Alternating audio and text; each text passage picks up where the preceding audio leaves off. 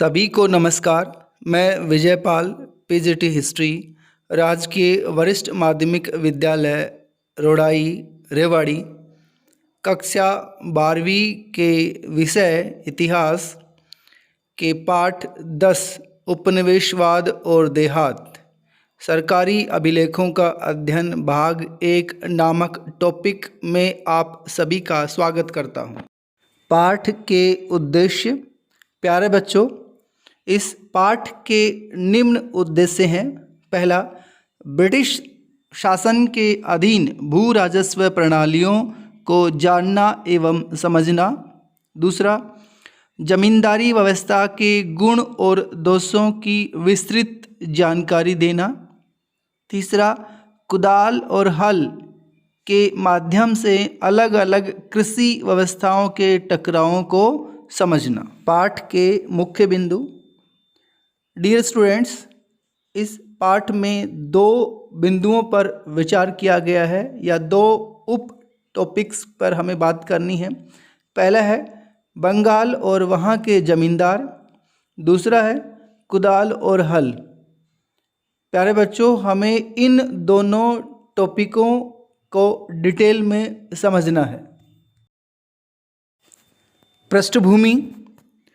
प्यारे बच्चों, इन दोनों बिंदुओं पर विचार करने से पहले इस पाठ की पृष्ठभूमि यानी कि इसकी बैकग्राउंड को समझना बहुत ज़रूरी है, जिसमें हमें ये जानना है कि औपनिवेशिक शासन का अर्थ क्या होता है, औपनिवेशिक शासन की शुरुआत कब और कहाँ से होती है, ब्रिटिश शासन का उद्देश्य किस प्रकार का है और ब्रिटिश शासन के अंतर्गत विभिन्न प्रकार की भू राजस्व प्रणालियाँ, उनके गुण और दोष, इन सभी को समझना बहुत ज़रूरी है ताकि हम ये जान सकें कि जो 2 बिंदु इस पाठ में रखे गए हैं उनका मकसद क्या है। औपनिवेशिक शासन का अर्थ होता है विदेशी शासन। उदाहरण के लिए, जब ब्रिटिश ईस्ट इंडिया कंपनी ने भारत को राजनीतिक तौर पे जीत लिया था तो भारत ब्रिटेन का उपनिवेश बन गया था और इसी उपनिवेश की व्यवस्था को औपनिवेशिक शासन प्रणाली कहा जाता है। औपनिवेशिक शासन की शुरुआत बंगाल से होती है। जैसा कि आप लोग जानते हैं, 2 लड़ाइयों के बाद प्लासी और बक्सर 1765 में इलाहाबाद की संधि के द्वारा ब्रिटिश ईस्ट इंडिया कंपनी को बंगाल, बिहार और उड़ीसा की दीवानी मिल जाती है। दीवानी का मतलब कर लगाने का अधिकार, और यहीं से भारत में औपनिवेशिक शासन की शुरुआत होती।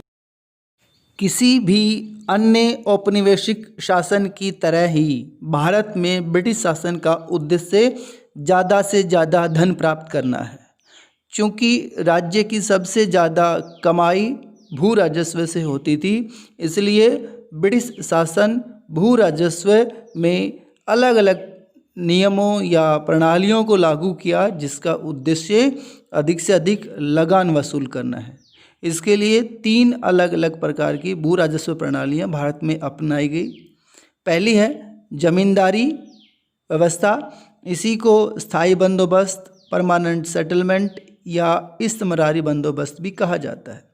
दूसरी है रैयतवाड़ी और तीसरी है महालवाड़ी व्यवस्था।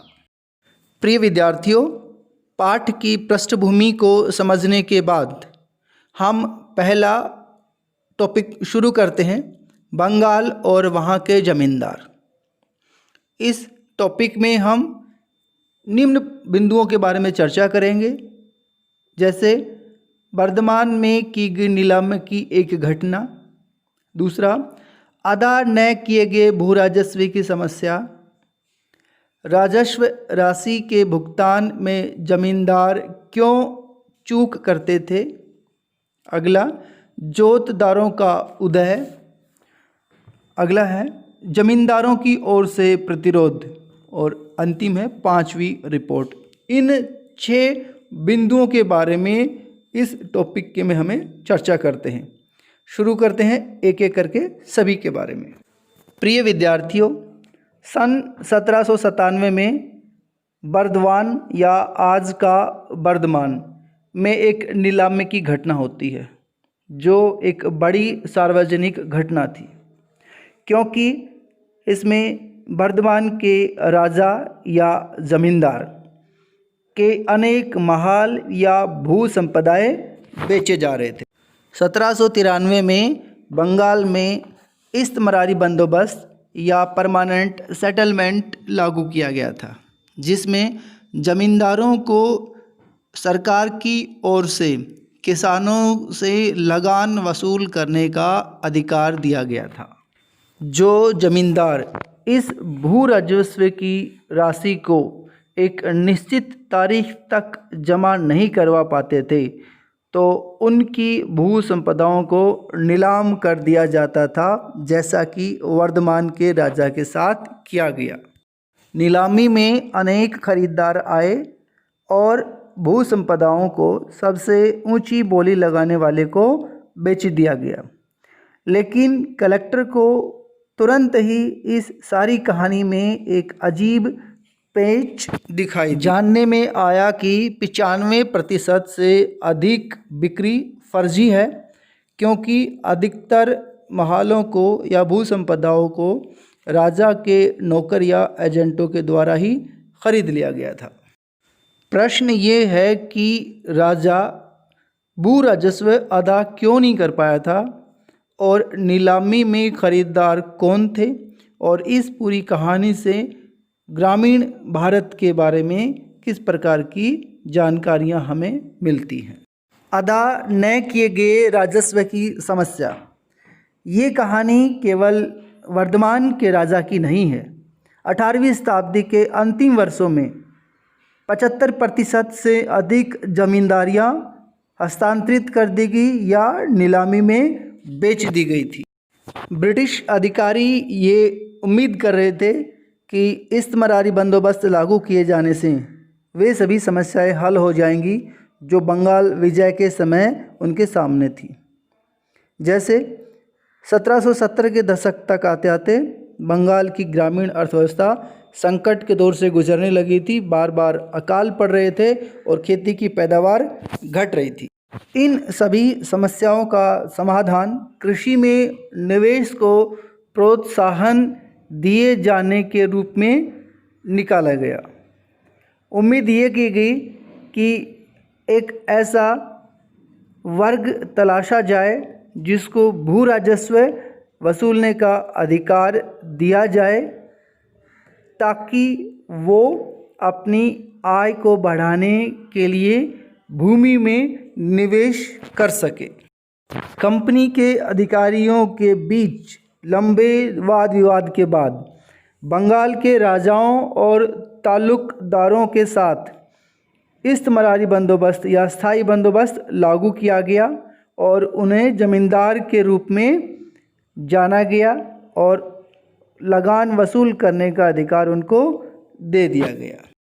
जमींदारों के नीचे अनेक गांव होते थे, कभी कभी तो 400 तक होते थे। एक जमींदारी के भीतर जितने भी गांव आते थे उन सब को मिलाकर के सरकार ने एक ही भू संपदा माना था। हालांकि कंपनी सीधे तौर पे जमींदार से लगान वसूलने की बात करती थी, लेकिन अपनी ज़मींदारी के भीतर ये ज़मींदार ही तय करते थे कि किस गांव को कितनी भू राजस्व के रूप में राशि अदा करनी है। यदि भू राजस्व की राशि ज़मींदार के द्वारा अदा नहीं की गई है तो उसकी ज़मींदारी को नीलाम कर दिया जाता था। राजस्व राशि के भुगतान में ज़मींदार क्यों चूक करते थे? कंपनी के अधिकारियों का मानना था कि राजस्व मांग निर्धारित किए जाने से ज़मींदारों में सुरक्षा का भाव उत्पन्न होगा और वो निवेश करके न ज़्यादा लाभ कमाने के लिए प्रेरित होंगे। लेकिन इस्तमरारी बंदोबस्त लागू होने के शुरुआती समय से ही राजस्व भुगतान में ज़मींदार कोताही बरत रहे थे, जिसके परिणाम स्वरूप बकाया राशि लगातार बढ़ती जा रही थी। ज़मींदारों की इस असफलता के कई कारण थे, जैसे प्रारंभिक मांगें बहुत ऊंची थी, जिसको जमींदारों के द्वारा पूरा किया जाना लगभग असंभव था। दूसरा, जब इस्तिमरारी बंदोबस्त लागू किया गया था, उस समय कृषि की कीमतें बहुत कम थी, इसलिए ज़मींदारों के द्वारा उनका लगान चुकाना बहुत मुश्किल होता जा रहा था। तीसरा कारण, चाहे जो भी स्थिति हो, यानी कि फसल अच्छी हो या ख़राब हो, भू राजस्व का भुगतान एक निश्चित तारीख तक करना जरूरी था, अन्यथा जमींदार की जमींदारी को नीलाम कर दिया जाता था। चौथा कारण, जमींदारों की शक्ति को कम कर दिया गया था।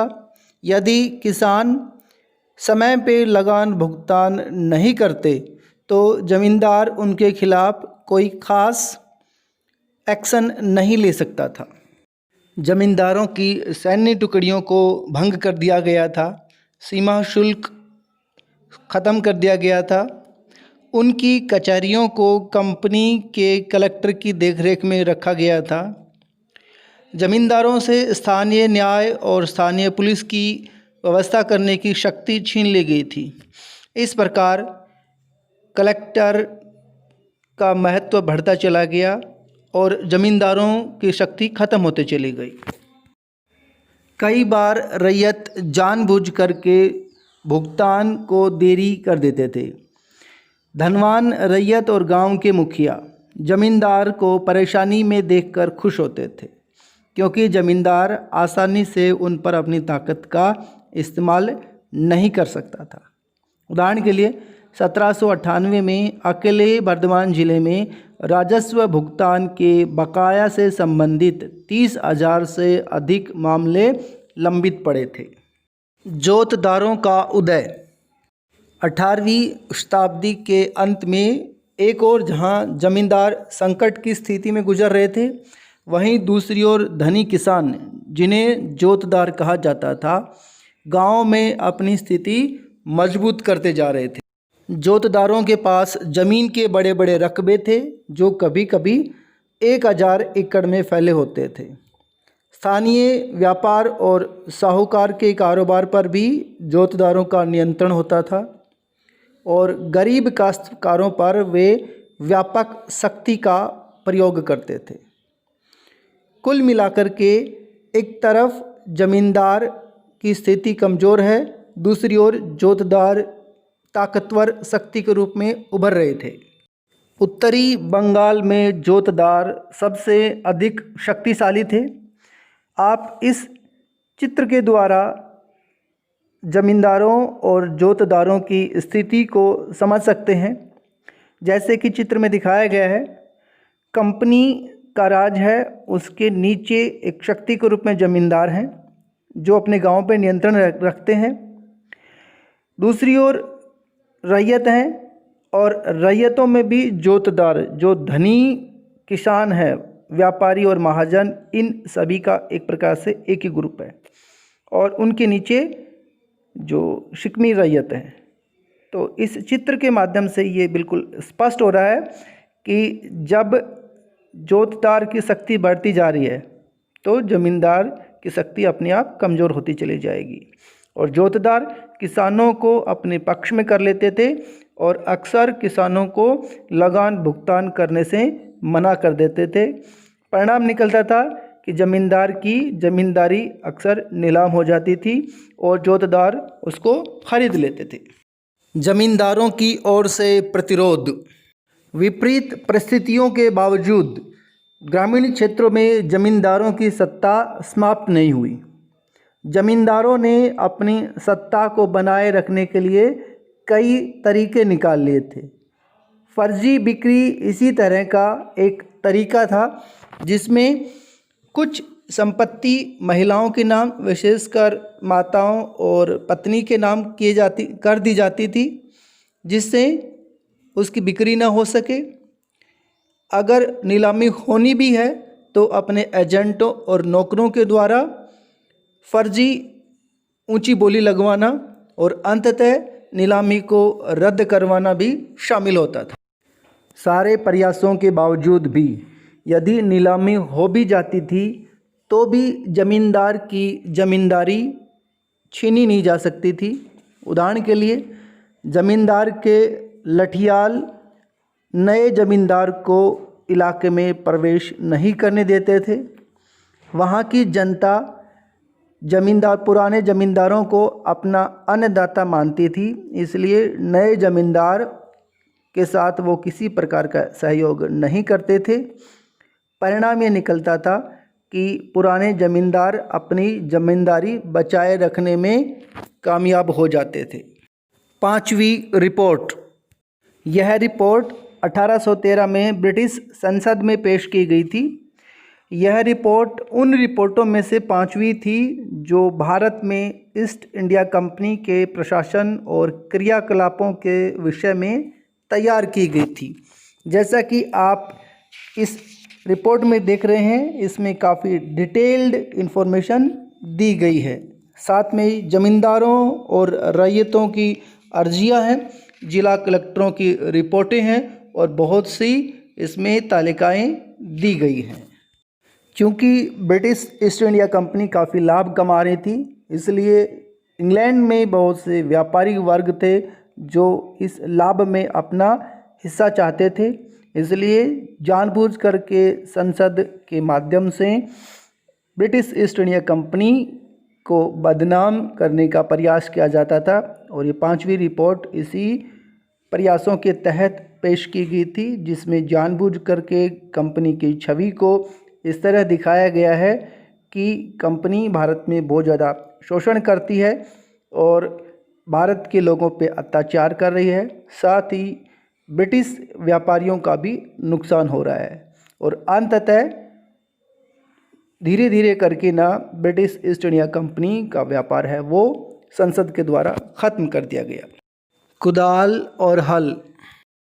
प्रिय विद्यार्थियों, कुदाल और हल हमारे अध्याय का दूसरा उपविषय है। इस उपविषय में हम कुदाल का प्रतिनिधित्व करने वाले समुदाय पहाड़िया लोग और हल का प्रतिनिधित्व करने वाले समुदाय संथाल, इन दोनों के बारे में पढ़ेंगे। साथ में ये भी जानेंगे कि दोनों के जीवन पद्धति में किस प्रकार का अंतर है और इन दोनों के बीच अंततः झगड़े झंझट कैसे उत्पन्न हुए। राजमहल की पहाड़ियों में 19वीं शताब्दी के प्रारंभिक वर्षों में बुकानन, जो एक ब्रिटिश अधिकारी था, ने राजमहल की पहाड़ियों का दौरा किया था। उसके अनुसार ये पहाड़ियाँ काफ़ी दुर्गम हैं और ये खतरनाक इलाका था जहाँ बहुत कम यात्री जाने की हिम्मत करते थे। बुकानन ने पाया कि यहाँ के लोग अधिकतर शत्रुतापूर्ण व्यवहार करते हैं और ब्रिटिश अधिकारियों के प्रति आशंकित रहते हैं, किसी प्रकार की बातचीत करने को तैयार नहीं हैं और कई बार वे अपने घर बार तथा गांव छोड़कर भाग जाते थे। अब प्रश्न ये है कि ये पहाड़ी लोग कौन थे? वे बुकानन के दौरे के प्रति इतने आशंकित क्यों थे? 18वीं शताब्दी के राजस्व अभिलेखों पर एक नज़र डालें तो हम पाते हैं कि ये पहाड़िया लोग राजमहल की पहाड़ियों के आसपास रहा करते थे। वे जंगल में गुजर बसर करते थे तथा झूम खेती करते थे और जंगल से होने वाली पैदावार पर निर्भर करते थे। ये पहाड़िया लोग पहाड़ियों को अपना आधार बनाकर अक्सर मैदानी लोगों पर जो एक जगह रहकर खेती बाड़ी करते थे उन पर आक्रमण करते थे ताकि अनाज और दूसरे सामान की लूटपाट कर सके। अभाव या अकाल के वर्षों में ये आक्रमण और ज़्यादा बढ़ जाते थे। परिणाम स्वरूप मैदानी इलाके के लोग उनको एक निश्चित खिराज या धनराशि देकर आक्रमणों से अपने आप को बचाते थे और इसी प्रकार का समझौता व्यापारी लोगों ने भी इन पहाड़िया लोगों के साथ कर रखा था ताकि वो आसानी से व्यापार कर सके और उनको किसी प्रकार की पहाड़ी लोगों से दिक्कत ना हो सके। इस प्रकार कुछ ले देकर की गई शांति संधि लंबे समय तक नहीं चल पाई, क्योंकि ब्रिटिश सरकार खेती के लिए जंगलों को साफ करना जरूरी समझती थी और इन पहाड़िया लोगों को असभ्य, बर्बर, उपद्रवी और क्रूर मानती थी। उनका मानना था कि जब तक जंगलों को साफ करके स्थायी खेती नहीं की जाएगी, इन पालतू और असभ्य लोगों को सभ्य बनाना मुश्किल हो जाएगा। जो जो स्थायी कृषि का विस्तार होता गया, जंगलों और चारागाहों का क्षेत्र संकुचित होता चला गया। इससे पहाड़ी लोगों और स्थायी खेतीहरों के बीच झगड़ा तेज होता चला गया और पहाड़ी लोग ज़्यादा से ज़्यादा गांवों पर हमले करने लगे। उनके अनाज और पशु छीन कर ले जाते थे। परिणाम ये निकला कि 1770 के दशक में ब्रिटिश अधिकारियों ने इन पहाड़ियों को निर्मूल कर देने की क्रूर नीति अपना ली और उनका शिकार और संहार करने लगे। 19वीं शताब्दी के शुरुआत में इन पहाड़िया लोगों के लिए एक और नई समस्या सामने आ गई। वह थी संथाल लोगों का इस क्षेत्र में आगमन। संथाल लोग जंगलों का सफाया कर देते थे और खेती के लिए जमीन तैयार करते और चावल और कपास उगाते चले जाते थे। ज्यों-ज्यों संथाल लोगों का विस्तार होता गया, पहाड़िया लोग और अंदर पहाड़ी इलाकों में जाते चले गए। पहाड़िया लोग अपने झूम खेती के लिए कुदाल का प्रयोग करते थे। दूसरी ओर संथाल लोग हल का प्रयोग करते थे, जो ज़्यादा गहराई से जुताई करता था।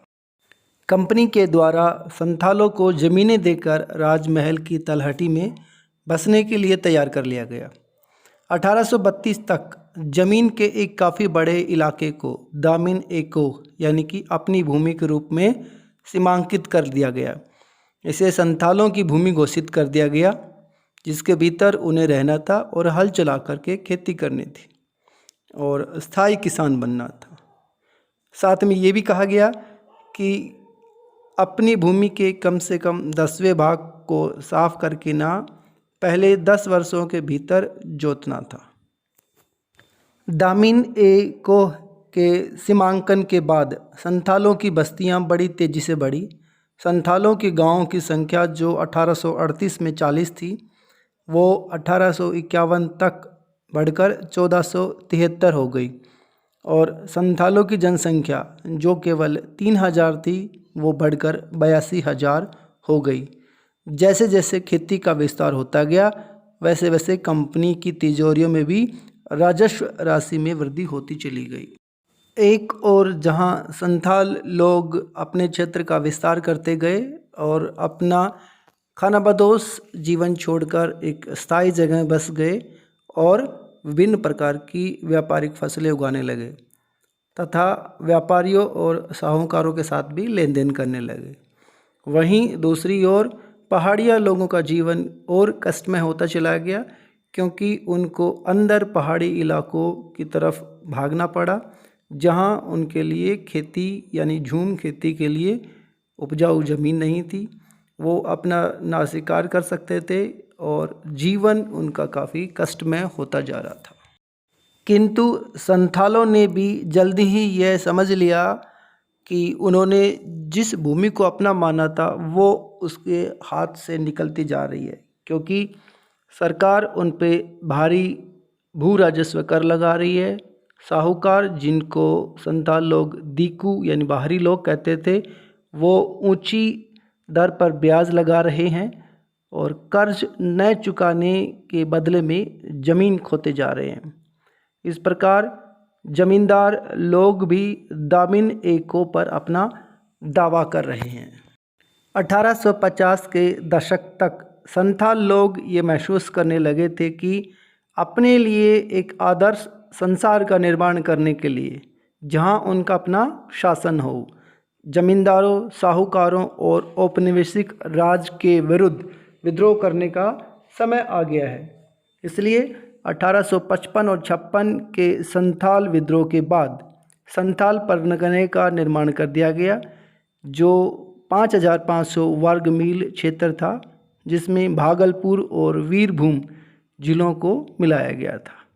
ब्रिटिश राज को आशा थी कि संथालों के लिए नया परगना बनाने और उसमें कुछ विशेष कानून लागू करने से संथाल लोग अब संतुष्ट हो जाएंगे। बुकानन का विवरण। बुकानन जो एक ब्रिटिश अधिकारी था, उसी के विवरण के आधार पर ही उपरोक्त जानकारियां हमें मिलती हैं। ब्रिटिश अधिकारी होने के नाते इसका मुख्य उद्देश्य उन क्षेत्रों का या उन जगहों का पता लगाना था जिससे ज़्यादा संख्या में स्थायी कृषि के रूप में तब्दील किया जा सके, जिससे ज़्यादा से ज़्यादा भू राजस्व इकट्ठा हो सके, साथ ही विभिन्न प्रकार के खनिज पदार्थों का पता लगाया जा सके।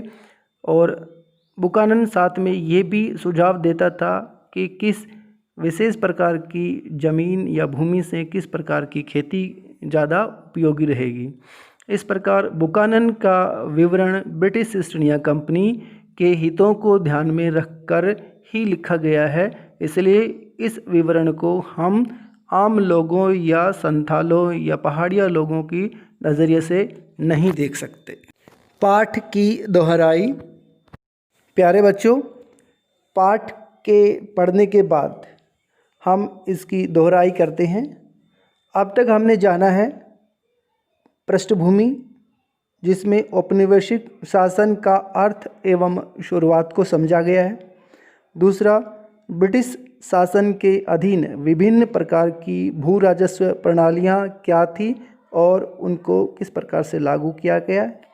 तीसरा, जमींदारी व्यवस्था के गुण एवं दोषों को समझा गया है। और चौथा बिंदु, कुदाल यानी कि पहाड़िया लोग और हल यानी कि संथालों के बीच टकराव क्यों होते हैं। डियर स्टूडेंट्स, पाठ के दोनों उप विषयों को पढ़ने के बाद और पाठ की दोहराई करने के बाद आपको गृह कार्य के लिए निम्न प्रश्न दिए जा रहे हैं। पहला प्रश्न है, आपके विचार में औपनिवेशिक शासन के दौरान भारतीय कृषि किस प्रकार से बदलती गई। दूसरा प्रश्न, आपके विचार में ब्रिटिश सरकार का भारत में मुख्य उद्देश्य क्या था। तीसरा प्रश्न, क्या जमींदारी व्यवस्था किसानों, जमींदारों और सरकार के लिए लाभदायक थी। चौथा प्रश्न, कुदाल और हल किन लोगों के प्रतीक हैं और इन लोगों में टकरावट क्यों हुई। प्यारे बच्चों, उम्मीद है आपको ये दोनों बिंदु क्लियर हो गए होंगे। अगर कोई दिक्कत है तो वीडियो को दोबारा से सुनिए और चैप्टर को, टॉपिक को अच्छे से समझने का प्रयास करिए। सभी का बहुत बहुत धन्यवाद।